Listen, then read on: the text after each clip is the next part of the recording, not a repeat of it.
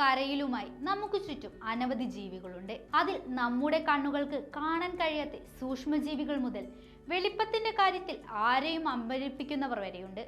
മാത്രമല്ല, ഇവയിൽ പലതിനും നിഗൂഢമായ പല കഴിവുകളുമുണ്ട്. സാധാരണയായി പറക്കുന്ന ജീവികൾ എന്ന് നാം വിശേഷിപ്പിക്കാറുള്ളത് പക്ഷികളെയാണ്.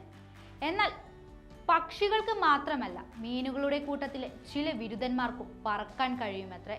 പറക്കും മത്സ്യം അഥവാ ഫ്ലൈയിങ് കോഡ് എന്നറിയപ്പെടുന്ന മത്സ്യത്തിനാണ് സവിശേഷമായ ഈ കഴിവുള്ളത്.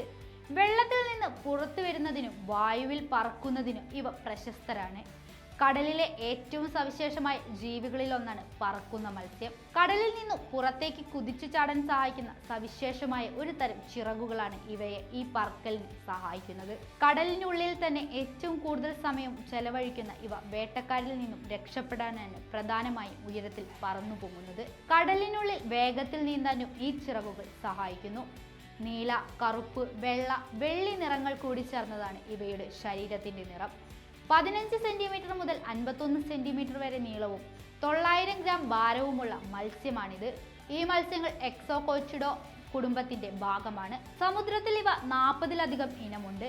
എന്നാൽ അടുത്ത കാലത്തായി മത്സ്യബന്ധനം വർദ്ധിച്ചതോടെ ഇവ വംശനാശ ഭീഷണിയിലാണ്.